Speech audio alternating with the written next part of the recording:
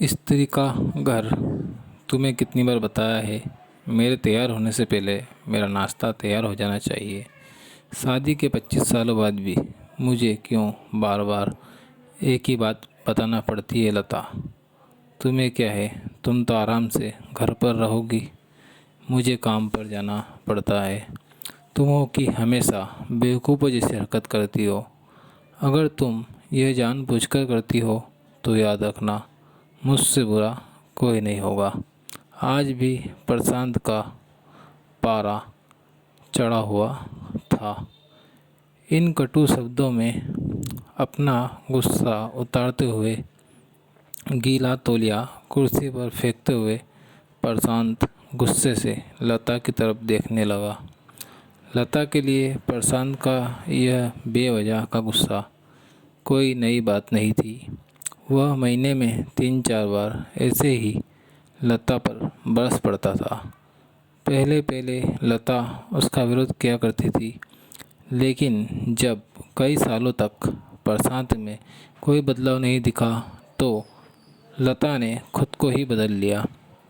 अब प्रशांत के कुछ भी कहने से लता को कोई फ़र्क नहीं पड़ता था। प्रशांत की हर वो बात चुपचाप सिरे नीचे झुकाए सुन लेती थी।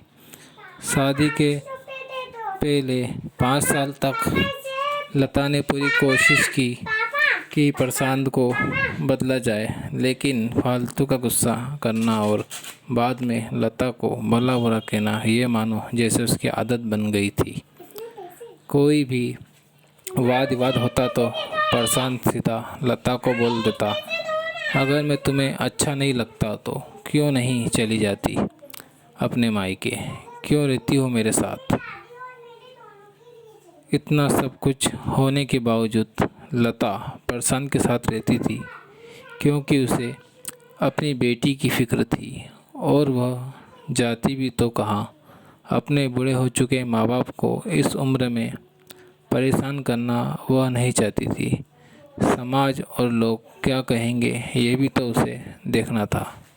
वह इतनी पढ़ी लिखी भी तो नहीं थी कि खुद जाकर कोई नौकरी कर सके और अपना और अपनी बेटी का पालन पोषण कर सके। लता को अब अपनी फ़िक्र नहीं थी, उसको फ़िक्र थी तो बस अपनी शादी लायक हो रही बेटी की। लता नहीं चाहती थी कि पति पत्नी के झगड़े की वजह से काव्या डिस्टर्ब हो। काव्या की पढ़ाई पूरी हो चुकी थी, उसके लिए अब शादी के रिश्ते आने लगे थे। कई रिश्तों को काव्या ठुकरा चुकी थी। 2-3 महीने बाद एक अच्छा रिश्ता आया। रिश्तेदारों और पहचान के लोगों ने भी लड़के के बहुत गुणगान किए थे। प्रशांत एक शाम अपनी बेटी के पास बैठकर उसे बताने लगा, काव्या बहुत अच्छा लड़का है, पढ़ा लिखा है, बड़ा घर है, बहुत अच्छी नौकरी है। ऐसे रिश्ते बार बार नहीं आते बेटा, इस बार मना मत करना। काव्या अपने पिता से ज़्यादा बात नहीं करती थी, शायद डरती थी या शायद नफरत करती थी।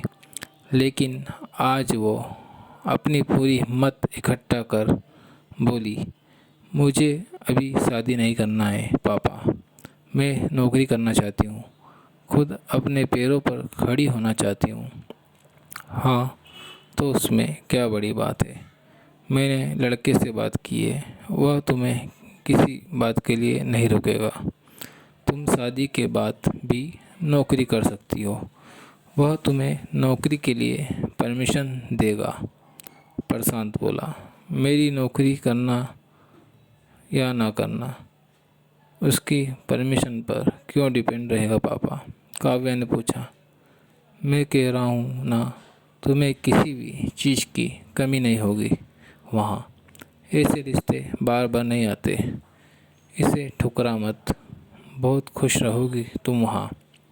प्रशांत बोला, पापा क्या मैं उतनी ही खुश रहूँगी जितनी मम्मी इस घर में खुश है। काव्या ने तंज कसते हुए कहा, आज तुम्हारी ज़बान कुछ ज़्यादा नहीं चल रही? प्रशांत गुस्से से आंखें बड़ी करते हुए बोला, पापा मुझे शादी ही नहीं करनी है, क्योंकि शादी के बाद अगर वो लड़का आपके जैसा निकला तो मैं क्या करूँगी? मुझे आपके जैसा जीवन साथी नहीं चाहिए जो बिना बात के मुझ पर हमेशा चिल्लाए। मुझे कुछ भी अपनी पसंद का लेना हो तो 10 बार सोचना पड़े, कहीं वो नाराज़ ना हो जाए। मेरी तबीयत कैसी भी हो उससे परवाह ना हो। रोटी थोड़ी सी मोटी बन जाए तो घर सर पर उठा ले। उसकी चेक बुक ना मिले तो भी मेरा ही दोष निकाले और हर छोटी मोटी बात पर मुझे मायके जाने के लिए कहे। काव्या ने अपना दिल खाली करते हुए पापा से सब कह दिया। प्रशांत का गुस्सा 7वें आसमान पर था, लेकिन उसके मुंह से एक भी शब्द नहीं फूट रहा था। वो काव्या की बातें सुन रहा था। काव्या उतना ही बोलकर चुप नहीं हुई। आज पहली बार वह अपने पापा के सामने इतना कुछ बोल रही थी। पापा, आपने माँ के साथ हमेशा गलत व्यवहार किया है। आप अपने ऑफिस का गुस्सा बिना सोचे समझे माँ पर उतार देते हैं। कभी इस बात की परवाह भी नहीं करते कि उन्हें कैसा लगता होगा। आपकी बातें सुन सुन माँ ने अपना स्वाभिमान खो दिया। प्रशांत आज पहली बार अपने किए बर्ताव को महसूस कर पा रहा था। वो इतना ही बोल पाया, जो तुम्हारा मन है वो करो, मैं तो इतना बुरा हूँ ना। काव्या ने प्रशांत का हाथ पकड़ा और बोली, पापा मुझे सिर्फ एक सवाल का जवाब दे दो। क्या आप चाहोगी कि मेरा पति आप जैसा हो? अगर आपका जवाब हाँ है तो कर दीजिए। मेरा रिश्ता आज ही, और ना है तो मुझे आत्मनिर्भर बनने दीजिए। प्रशांत कुछ भी ना बोल पाया और वहाँ से चुपचाप बाहर चला गया। आज उसे लता के सामने जाने में शर्म आ रही थी। चलते चलते उसकी आंखों से आंसू बह रहे थे। प्रशांत ने आज से अपने आप को बदलने का निश्चय किया। अगले दिन से लता ने अपने पति में काफ़ी बदलाव देखा। वह सोचने लगी कि जो हिम्मत काव्या ने दिखाई है, वह हिम्मत अगर मैं पहले ही दिखा देती तो शायद आज परिस्थिति कुछ और होती। अब काव्या पढ़ लिख कर अच्छी नौकरी करने लगी थी और 3 साल बाद उसके लिए एक अच्छा रिश्ता आया। और उसकी विदाई पर प्रशांत बोला, बेटा तू हमेशा खुश रहेगी, क्योंकि तेरा पति तेरे बाप जैसा नहीं है। प्रशांत की ये बात सुनकर लता और काव्या की आंखों से आंसू बहने लगे। दोस्तों, हमारे समाज में औरतों को भले ही देवी का दर्जा दिया जाता है, लेकिन वह स्वतंत्रता नहीं दी जाती जो उन्हें देनी चाहिए। उन्हें बचपन से ही बताया जाता है कि वह पराया धन है। स्कूल से आने में देर हो जाए तो पिटाई मिलती है। मोबाइल पर बातें करते हुए दिख जाए या खिड़की से झांकते हुए दिख जाए तो शक किया जाता है। माँ बाप का घर तुम्हारा नहीं है, पति का घर ही तुम्हारा घर है।